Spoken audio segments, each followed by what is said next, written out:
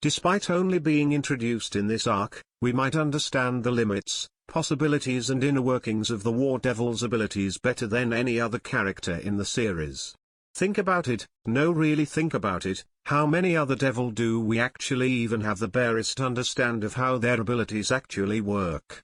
Not many that I can think of. We might know what their abilities are but we have no idea how they work, what their upper potential is or what they absolutely can't do.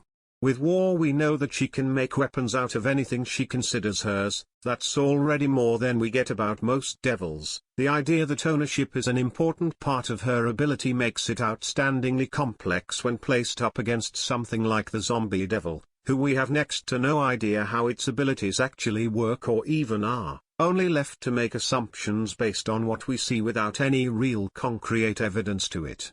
War really is setting themselves up to be not just a great antagonist to Denji when he inevitably shows up in the series, but also an amazing protagonist, with goals, logical flaws and weaknesses to keep the suspense going.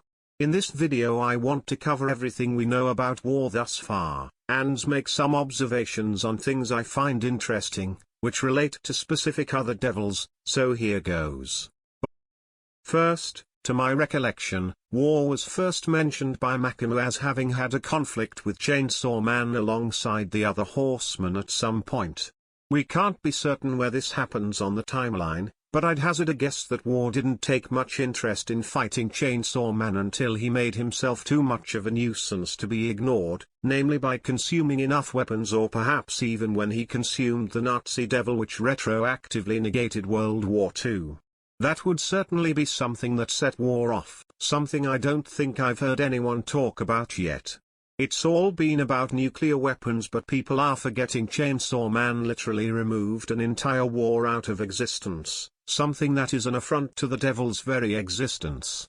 A threat that could one day bring about its very own death, and I'm a bit sad that no one is discussing that as a potential, not alternative but additional reason for why War is after Chainsaw Man, to prevent him from stopping or erasing any more wars from history, thus depowering the devil even further than they already have been, with the loss of nuclear weapons and the fear generated by World War II.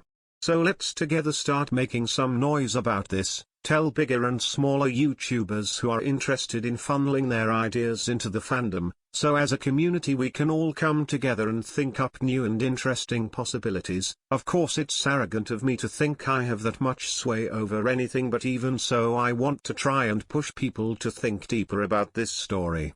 Sorry, went off on a tangent there, let's get back to the video. So that was War's first mention. Then we get introduced to them in person when Mitaka is dying or dead. It's uncertain, at least to me, what her state should be considered at the moment. When we first see the War Devil, they seem to be taking on the shape of an animal of some kind. I thought it was some sort of bird, but other people have said it looks like something else, but what it actually isn't that important. What is important is the fact that it took on the form of an animal. Now this isn't me saying that all devils have to look human or even relatively human, but we have only seen a devil look sort of like a distorted animal once before, and that was Pochita, who was originally a man-like creature, if Makimu and War referring to them as Chainsaw Man means anything. Pochita took on that form after being injured and weakened, so I'm playing with the idea that War might also be weakened, either from the same incident that saw Pochita almost killed or as a permanent result of being depowered by the loss of so many facets of its being and overall fear factor, reducing it down to this state where it can't really do much on its own currently, somewhat requiring a host in order to make full use of its abilities. From there we found ourselves watching a fusion between a high school girl named Asa Mitaka and the literal War Devil. Their condition is seemingly unique, since War explains that she preserved a portion of Mitaka's brain, so she's not exactly alive and isn't exactly a hybrid, since War doesn't seem to be either dormant or unable to control the body unless Mitaka gives over control. Rather it seems more like an advanced form of fiend, where Mitaka's body was brought back to life, stitched together by the War Devil, but enough of her brain was left behind that rather than simple being influenced by it like violence was. War instead allowed for a secondary personality, being the original Mitaka, to exist within the same body. Currently Mitaka is going along with it because was promises to give her back her body after everything is over, but I'm not so sure that's something War can do. Sure, War can repair the body while she exists within it, but if she departs from it, what is holding Mitaka together? I guess what I'm asking is, does War have the ability to reconstruct Mitaka's brain completely while still being inside her to such a point that she can once again become self-sustaining? I'm doubtful of this fact, as it seems to be outside of the scope for what fiends are capable of, but once again War seems to be in a rather unique situation right now, so we are treading on uncertain ground. From there, War explains the reason why she would help Mitaka, although I find her reason to be somewhat dubious, fusing someone, potentially risking your own life in doing so, just so you could by chance get closer to finding Chainsaw Man? That seems rather out there, and unless it turns out that War isn't exactly the brightest, I think there is more to it. Like I said earlier, War might need another body to make full use of her abilities now. War might even need a host in order to feel like she has some kind of way of defeating Chainsaw Man, regardless of how true that might be. Or it could be more related to how we know War's abilities work. For instance, it is easier to claim ownership over something as a person, rather than as a devil. At least while they are on Earth, and the extent to which that ownership works with War's ability, which I'll explain in a little bit. Also, War seems to be a bit one-track minded at the current time, always seeking to make people into weapons or at the very least potential weapon candidates, yet when Mitaka speaks directly against her, War is surprisingly willing to listen to her. In Chapter 101, Mitaka and War have a conversation about turning Yuko into a weapon. Obviously War is all for the idea and Mitaka is very much against the idea. We then get this interesting scene, with War being told that her name, or perhaps her title as the War Devil, is weird and awkward, and War just goes silent and looks away, before slumping into the bench she was sat on. It's almost as if War herself was coming to a realization that we aren't yet privy to. But I'd like to make a guess at it anyway. Every devil, who has been a main character, has not gone by their designation as a devil. Power wasn't called the Blood Devil, Pochita wasn't called the Chainsaw Devil, Makima wasn't called the Control Devil. You get the point. I like to think this is a statement, a positive reaffirmation that they are more than just that which made them. In fact, I'd say this is more proof than anything that as much as War is trying to influence Mitaka, Mitaka's presence is influencing War more in some ways. And then we get the announcement of her newly taken name, Yoru. Guess it makes sense, given how she's like a dark reflection of Mitaka currently. But the very idea that War herself would take such a name, is intriguing, and the fact that she actually stopped to think about it and listen to Mitaka's words is very much showing how she is different from Makima, who wouldn't be convinced to change anything on her own path.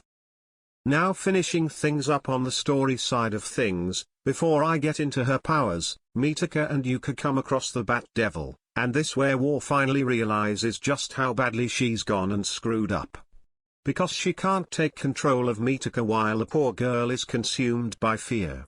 That's a pretty big oversight on Yoru's part, but that also makes me think that perhaps this is the first time she has ever taken on a host. So that's interesting, but also puts a rather interesting dynamic in play. Makes me wonder if at some point Yoru might just try to take over permanently to avoid them both getting killed. The character development that would possibly bring along with it would be fascinating to watch, but at the same time would probably bring about something horrible, depressing and sad. But I'd be up for seeing it regardless. Now if we were to compare Yoru, specifically with Denji, as they both seem to be taking up the role of protagonist, at least for a while. The differences are immediately apparent, and I don't mean just in their appearance or the fact that one is a fiend and the other's a hybrid. No, the fact that Yoru has an individualistic goal, one set in stone from the beginning beyond just survival and basic needs, already points to a direct opposite to how Denji was at the beginning of the series. And makes me wonder, after what we have already seen, if by spending time with Mitaka and other humans Yoru won't slip down that scale as much as Denji went up it, learning to appreciate just living, enjoying the smaller things like the taste of bread or having meaningful relationships. Honestly, the entire setup seems like it would be perfect reflection of Denji's own arc, the selfless becoming selfish and now the selfish becoming selfless, and in turn both becoming more well-rounded and human characters. But that's all just my interpretations of where her character might be going. I'd love to hear what you have to say about it in the comments below. Now onto Yoru's abilities. Well, obviously the main one we have seen is that of creating weapons out of people, other devils and potentially anything. There hasn't been a set limit place on it, only that she no longer has the ability to create nuclear weapons and she must own the thing which she is turning into a weapon. But the definition of ownership in of itself is interesting. As Yoru states that the remains of that which you kill becomes yours. But also it seems like the idea possession being 9/10 of the law comes into play here too, as when she cut off the class president's arm, she was able to turn it into a weapon. And when she ripped off the teacher's head, she was able to turn it into a weapon despite him still being alive during the whole process, so possession comes into play here with the idea of ownership. But it's also more than just physical ownership, as we heard that if Yoshida had agreed to become her boyfriend then he would belong to her and thus be eligible to become a weapon, pointing to the fact that emotional ownership is a viable means of granting Yoru the power to make them into a weapon. To what extent of emotional connection is required, we don't know, but at the very least it gives us greater insight into Yoru's ability when compared to say someone like Angel. Another facet of their abilities to bring up would be the fact that the level of emotional investment you have in the individual and the amount of guilt you feel making them a weapon seemingly provides them with a greater potential, which to me makes the idea of Yoru fusing with Mitaka to form those connection and even more interesting thought process. Looking at her abilities, and contrasting them against the previous antagonist, Makima, we see clear similarities but also difference. Makima was able to take control of anyone who she considered weaker, lesser than herself, whereas Yoru is able to turn those she believes that Sho owns into weapons. Makima was able to brute force her ownership over someone, whereas Yoru seems to either be given ownership over something, or take it through force, earning it in a sense. Furthermore, when Yoru makes a weapon, their quality changes depending on the connection she herself had to them, showing a more personal connection to her abilities, whereas for Makima, there is a deep division between herself and those she controls, to the point she can't even recognize them physically but rather only by their scent. Yoru is a lot more personable from this perspective, because her abilities force that upon her to be at their peak effectiveness, at least from what we have seen thus far. But I just wanted to talk a bit about Yoru and how, despite only being in 4 chapters at the time of writing this, we know more about her than we do even say Pochita, a character who arguably set off the entire series and has in some shape or form been there for the entire story thus far. Isn't it interesting the way in which Fujimoto is deciding to funnel so much information about her to us in such a short amount of time? I wonder if we are going to be shifting back to Denji in the immediate future and just wants us to be deeply familiarized with Yoru and Mitaka before then. It certainly would make things interesting. But I've been the anonymous weeb and I must apologize for my absence the last 2.5 weeks, but I should be getting back into the flow of uploading at least 2 videos a week now. So look forwards to that, and I hope to see you in the next one.